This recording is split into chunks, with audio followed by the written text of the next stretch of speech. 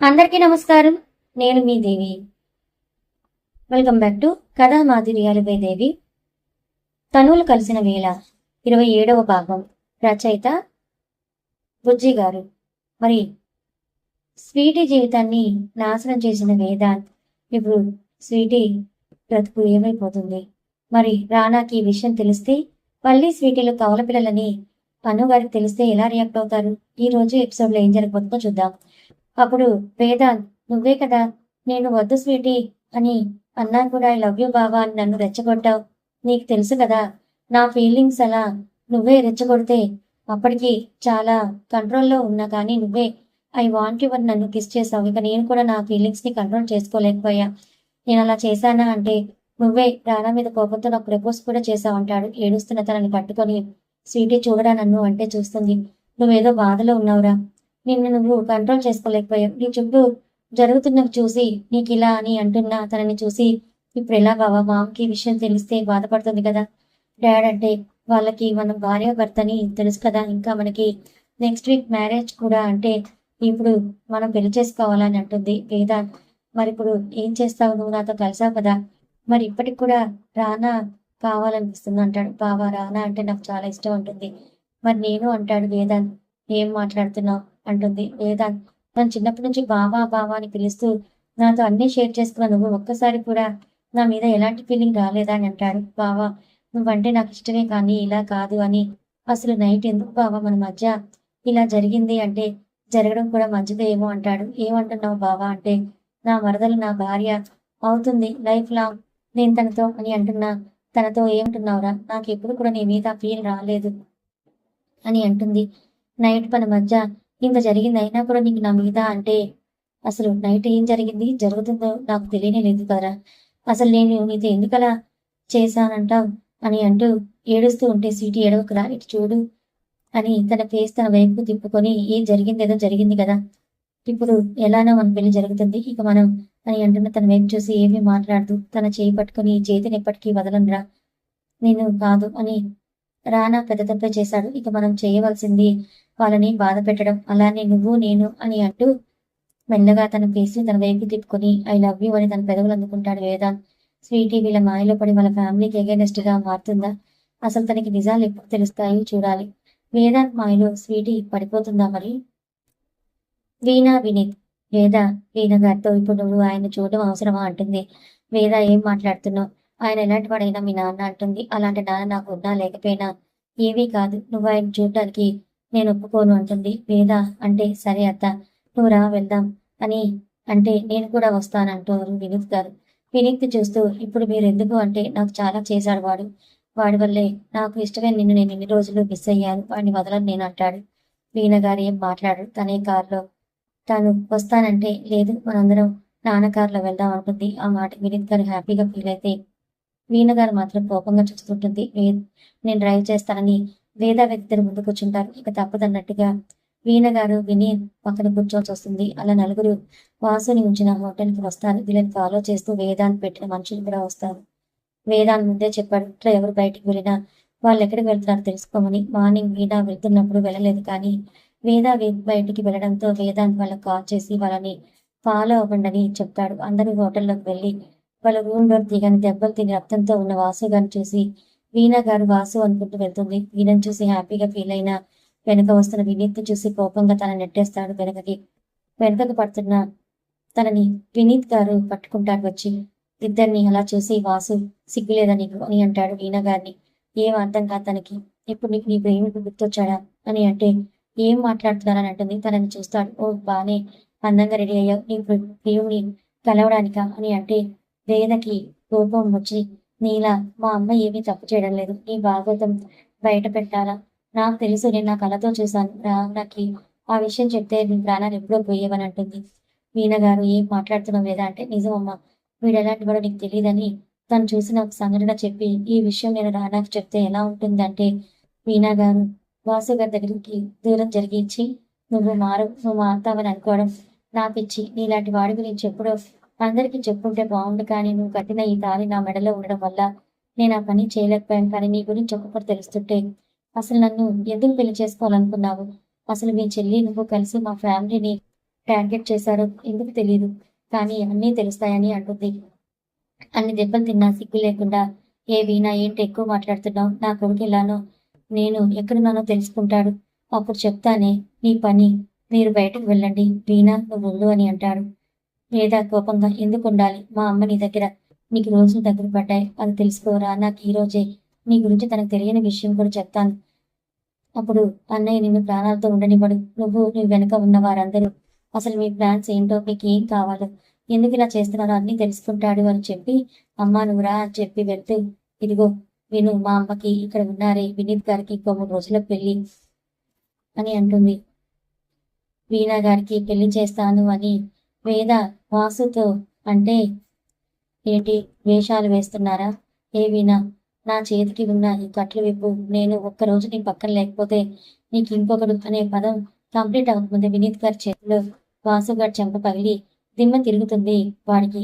వీణ వైపు చూస్తూ, ఇలాంటి వాడి గురించి నువ్వు ఎక్కడికి వచ్చావా, చూసావా వాడి పాటలు, ఇక్కడ మేము ఉన్నామని కూడా లేకుండా ఇలా అంటున్నాడు నిన్ను, అంటే నువ్వు ప్రతిరోజు వాడితో ఎన్ని మాటలు పడ్డావో, ఎంత బాధపడి ఉంటావో అని తన చేతులు పట్టుకొని, ప్లీజ్ వీణా, అప్పుడు నేను లేను, ఇప్పుడు నేను వచ్చాను కదా, నన్ను పెళ్లి చేసుకో, మీ ఇంట్లో వాళ్ళకి నీ కూతురికి అందరికీ ఇష్టమే కదా, నువ్వు ఎవరి గురించి ఆలోచించకు, ఇక వీడు ఉన్నా ఒకటే లేకున్నా ఒకటే అని అంటాడు. వీణా గారు తన చేతులు వదిలి కోపంగా వాసు దగ్గరికి వస్తుంది. అన్ని దెబ్బలు తిని కూడా సిగ్గు లేకుండా వచ్చావా అని అంటాడు. తెలిసే నీకు నా గురించి నేనంత ఈజీగా నిన్ను వదులుకుంటానా, నువ్వు నా నుంచి దూరం వెళ్ళగలవా అని అంటున్న తనని చెంప మీద కొట్టి, అది సరిపోక వాడిని ఆ చెంప ఈ చెంప వాయిస్తూ ఏడుస్తూ ఉంటుంది. అప్పటి వరకు నా జీవితంలో కోల్పోయిన ఆనందం చాలు, ఇక నువ్వు వద్దు, నువ్వు కట్టిన ఈ తాళి వద్దు అని కోపంగా తన మెడలో ఉన్న తాళి తీసి వాసు మొహం మీద వేసి, ఇక రోజులు లెక్క పెట్టుకో వాసు, మొదట నువ్వు ఈ లోకం నుంచి వెళ్ళిపోతావు, శ్రవంతి ఇక వసుంధర అసలు మీ వెనుక ఉన్నవారు అందరూ కూడా ఒక్కొక్కరిగా అంతం అవుతారని, వెళ్దాం పదావేద అని వినీత్ చేయి పట్టుకుని వాసు వైపు చూసి, నా కుటుంబం నా కూతురికి వచ్చి నచ్చిన ఇతను నా జీవితంలోకే వస్తాడు, అప్పటి వరకు నువ్వు బ్రతికి ఉంటే జంటగా నీకు కనిపిస్తాం, లేదంటే పైనుంచి మమ్మల్ని చూస్తూ కుళ్ళుకొని చావు అని వెళ్ళిపోతుంది. ఏ వీణా, నేను బయటకు వస్తాను, అప్పుడు నీ సంగతి చెప్తానని కోపంగా అంటూ అరుస్తూ ఉంటాడు. కానీ అతని మాట 4 గోడల మధ్య ఉండిపోతుంది. వేదాంత్ వాళ్ళ మనుషుల్ని రానా పెట్టిన మనుషులు ఎప్పుడో తప్పిస్తారు, ఇక వాసు గారు బయటపడే ఛాన్స్ లేదు.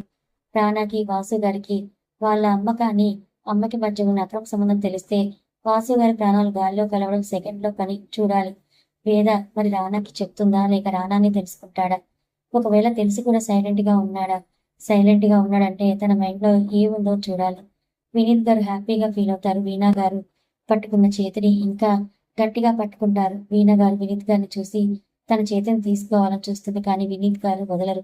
వీణా గారు కోపంగా చూస్తారు. ఈ చూపు కూడా బాగుంది నా మీద, ఈ చురుకోపంలో ఇంకా అందంగా కనిపిస్తున్నావు అంటాడు. వేద నవ్వుకొని, అమ్మా నాన్న మేము వెళ్తున్నాం, మీరు ఇంకా ఎప్పుడు రావాలనిపిస్తే అప్పుడు రండి, నేను మీ పెళ్లి గురించి ప్లాన్స్ చేస్తామని వినీత్ గారిని హక్ చేసుకుని, మా అమ్మని మీ చేతిలో పెడుతున్నా, తాను ఎన్ని సంవత్సరాలు కోల్పోయిన ప్రేమని మీరు తనకిస్తారు కదా అని అంటే, మీద తల మీద చేయి పెట్టి నా ప్రాణంలో చూసుకుంటానని అంటాడు. థ్యాంక్స్ నాన్న అని అంటుంది. అలా వేద వెళ్ళిపోతారు. వినీత్ గారు, మనం హోటల్కి వెళ్దామా వీణా అంటాడు. వీణ గారు ఏమీ మాట్లాడరు. తన చేయి పట్టుకుని, కూర్చో, ఇంకేం ఆలోచించదు ఓకేనా అని తాను ఇంతకు ముందు వెళ్ళిన హోటల్కే వెళ్తారు. మిడిల్ ఏజ్ లో ఎలా ఉంది వీళ్ళ ప్రేమ కదా మొదలు. ఇంకా వీణ గారు మళ్ళీ ఒకసారి ప్రేమలో పడిపోతున్నారు. వీణా గారు చేయి పట్టుకొని, వీణా నువ్వు తన గురించి ఆలోచించుకో ప్లీజ్ అని అంటాడు. ఏం మాట్లాడకుండా తల వెనుకకు పెట్టి కళ్ళు మూసుకుంటుంది. మూసుకున్న కళ్ళల్లో నీళ్లు వినీత్ గారు చూడలేకపోతారు. కానీ తనని కొంచెం సేపు అలా ఉండనివ్వాలని ఏమీ మాట్లాడకుండా కార్ తన ముందు వచ్చిన హోటల్ కి తీసుకుని వెళ్తారు. కార్ ఆగడంతో కళ్ళు తెరిచి చూస్తుంటే పక్కనే తనని చూస్తూ ఉన్న వినీత్ గారిని చూసి తన కళ్ళు తుడుచుకొని కార్ దిగుతుంది. వినీత్ గారు కూడా కార్ దిగి ఇద్దరు రూమ్ లోకి వెళ్తారు. వీణ గారు సైలెంట్ గా బెడ్ మీద కూర్చుంటుంది. వినీత్ గారు వాటర్ బాటిల్ ఇచ్చి వాటర్ తాగని అంటాడు. తీసుకుని కొంచెం తాగి బాటిల్ పక్కనే పెడుతుంది. తనకి ఏం అర్థం కావడం లేదు. ఇప్పుడు వినీత్ గారిని పెళ్లి చేసుకోవడం కరెక్టేనా లేక అని అనుకుంటున్న తనకి తన పక్కనే కూర్చొని తన చెయ్యి చేతిలోకి తీసుకుని ఒక రింగ్ దొరుకుతారు. వినీత్ గారు చెయ్యి తీసుకోవాలని ఉన్నా కానీ అలానే ఉంటుంది. తనను చూస్తూ ఏం ఆలోచిస్తున్నావు వీణా అంటాడు. ఇది కరెక్ట్ అనిపించడం లేదు, నా వల్ల వేద లైఫ్ అని అంటున్న తన మాటలకి బ్రేక్ ఇచ్చి, వేదకి ఇంకా నీ కాబోయే అల్లుడికి ఇంకా మీ ఫ్యామిలీ అందరికీ ఇష్టమే, మరి నీకెందుకు ఇలా అనిపిస్తోంది? మీ ఫ్యామిలీకి కావాల్సింది నీ ఆనందం. ఇక నీ ఆనందం నా ఆనందం. మన ఇద్దరి ప్రేమ పెళ్లితోని అని ఎవరూ లేని నా జీవితంలో నువ్వొక వెలుగులా వస్తావా వీణా? నాకంటూ ఇక్కడ ఎవరూ లేరు. నా మనసులో నువ్వు ఉన్నావు కానీ ఎన్ని రాత్రులు నేను నీ గురించి ఆలోచిస్తూ ఒంటరిగా బ్రతికానో నాకే తెలుసు. నువ్వు తనతో హ్యాపీగా ఉన్నావని అనుకుని నీ జీవితంలోకి రాకూడదని ఇక్కడ ఉంటే నీకు దూరంగా ఉండలేనేమో అని నాకు నేను ఒక శిక్ష వేసుకున్నా. నీకు దూరంగా వెళ్ళిపోయాను కానీ రానా తను చెప్పే వరకు కూడా తెలియదు. రానా లాస్ట్ టైం నన్ను కలిసినప్పుడు నీ గురించి చెప్పాడు. తన వల్లే ఈ రోజు నేను నీ పక్కన ఇలా ఉన్నా.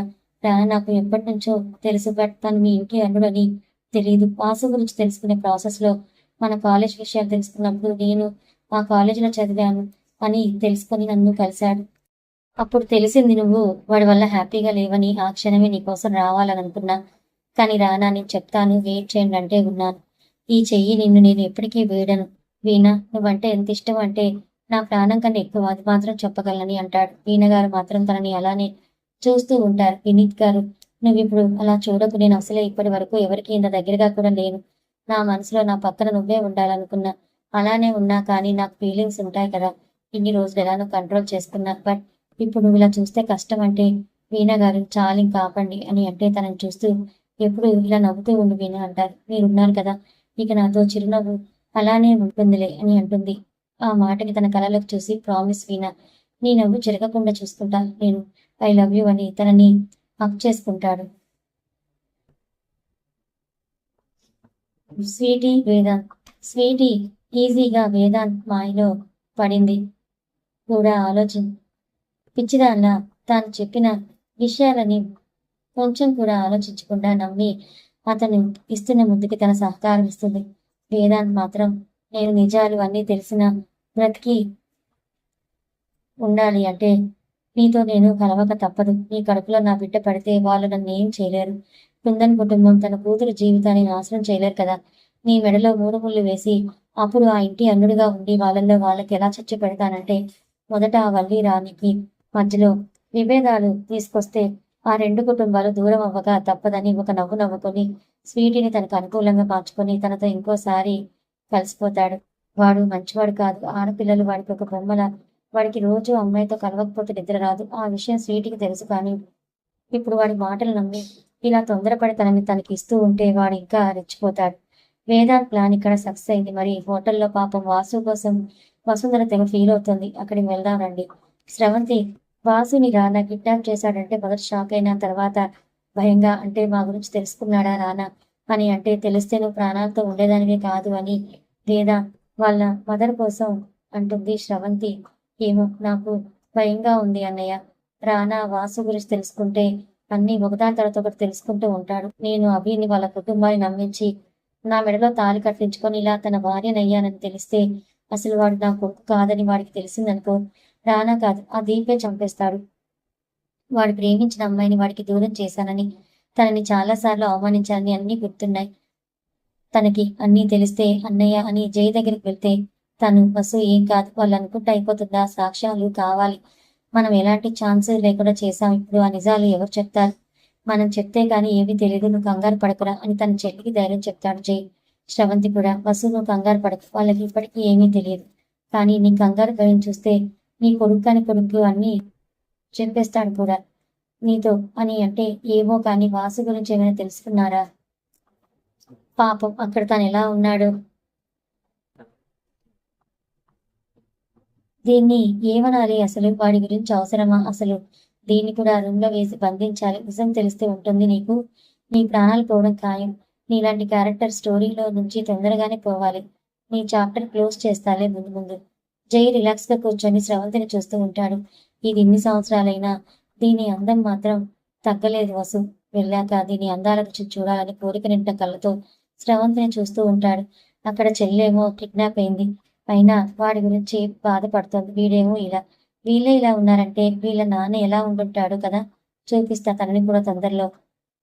అసలు వాడు ఏం చేశాడు? కుందన్ ఫ్యామిలీ సింహ ఫ్యామిలీ మీద పగ ఎందుకుందో ముందు ముందు తెలుసుకుందాం. వీణా వినీత్. వీణ గారు మీరున్నారు కదా నేను హ్యాపీగానే ఉంటాను అని అంటారు. నా మీద నమ్మకం ఉందా నీకు అని అంటే ఉంది కాబట్టి మీరు నాకు ఇంత దగ్గరగా రాగలిగారు అంటే దగ్గరగా ఉన్న వాళ్ళని చూసుకొని ఇంకా దగ్గర కావాలని ఉంది నాకు అంటాడు. వినీత్ గారిని చూసి ఏంటి అంటుంది. ఏం లేదు, అసలే సింగిల్ గా ఇన్ని సంవత్సరాలు ఉన్నా కనీసం ముద్దు పెట్టుకునే ఛాన్స్ నువ్విస్తే హ్యాపీగా ఫీల్ అవుతా. పక్కన ఇంత అందాన్ని నా ప్రియ చెల్లిని చూశాక నాలో కొంటె కోరికలు కలుగుతున్నాయంటాడు. వీణగారు నవ్వుకుని అవునా, ఇంకా ఏమనిపిస్తున్నాయంటే మీకు నవ్వొస్తుందా అని అంటాడు. మరి మీరిలా నా పర్మిషన్ తీసుకుంటే నవ్వే వస్తుందని అంటుంది. అంటే అని వీణ అంటాడు. ఆ చెప్పండి అంటే ఇటు చూడు అని అంటాడు. చూస్తుంది. తనకి ఇంకా దగ్గరగా జరిగి తన ఫేస్ చేతిలోకి తీసుకొని నుదుటిన ముద్దు పెట్టి నీ జీవితంలో నా రాక లేట్ అయింది కానీ నువ్వు కోల్పోయిన ఆనందం నేను తప్పకుండా నీకు ఇస్తాను వీణ అంటాడు. వీణ గారు ఏమీ మాట్లాడదు. అలానే తన వైపు చూస్తుంటే నువ్వు ఇలా చూసావనుకో నేనేం చేయలేను అంటాడు. వీణ గారు నవ్వి ఏం చేయకండి వెళ్దాం రండి అని లేస్తుంది. లేచిన తన చేయిని పట్టుకుని తాను కూడా నిలబడి తనను గట్టిగా హక్ చేసుకుంటాడు. వీణ గారికి ఆ హక్లో తన మీద ప్రేమ ఇంకా తనని ఎంత మిస్ అయ్యాడో అర్థమవుతూ ఉంటే వీణ గారు కూడా తన చుట్టూ తన చేతులు వేస్తారు. వీణ గారు అలా పట్టుకోగానే ఇంకా గట్టిగా పట్టుకొని తన ఫేస్ నిండా ముద్దులు పెడతాడు. వీణ గారు వినీత్ గారిని ప్లీజ్ వెళ్దాం ఇంకా అంటే ప్లీజ్ వీణ నువ్వు ఇంత దగ్గరగా ఉంటే కష్టమవుతుంది. ఈ రోజు నా మొదటి ముద్దు నీకు ఇవ్వవలసిందే అని తన ఫేస్ ని చేతుల్లోకి తీసుకొని తనని ముద్దు పెట్టుకుంటాడు. అలా వీణని కిస్ చేసి తనని బెడ్ మీద కూర్చోబెట్టి నువ్వు ఇప్పుడే వెళ్దాం అని అనుకోకు. ఈ నైట్ మనం ఇంటికి వెళ్ళడం లేదు అంటే ఎందుకు, అప్పటి వరకు మనం ఏం చేస్తాం అంటే అని తన ఒడిలో తలపెట్టి తనని చూస్తూ నువ్వు మాట్లాడుతూ ఉండు, నేను చూస్తూ ఉంటాను ఓకేనా అని అంటాడు.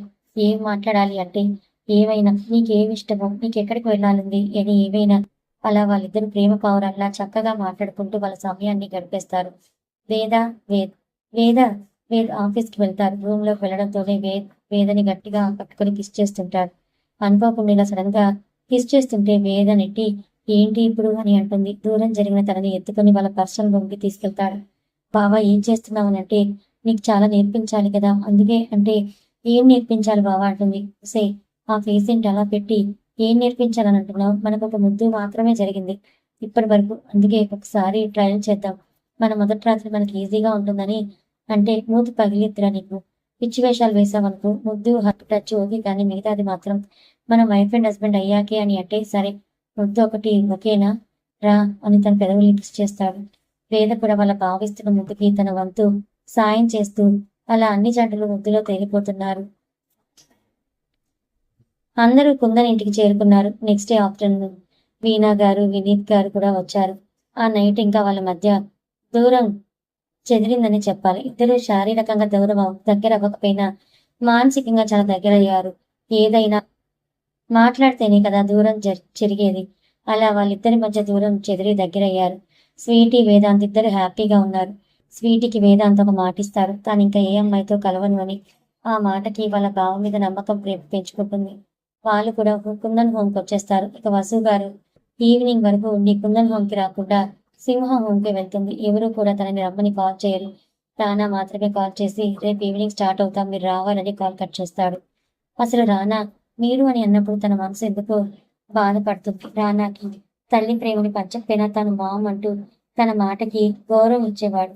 ఇప్పుడు ఈ నిరాకరణ తనకి కష్టంగా ఉంది, ఇంకా భయంగా కూడా ఉంది. వాసుతో తన రిలేషన్ తెలిస్తే రానా చూసే అసహ్యపు చూపు తాను తట్టుకోగలదా అని ఎందుకో ఆ రాత్రి నిద్ర కరువయ్యి మార్నింగ్ తనకి కుందన్ హోమ్కి వస్తుంది.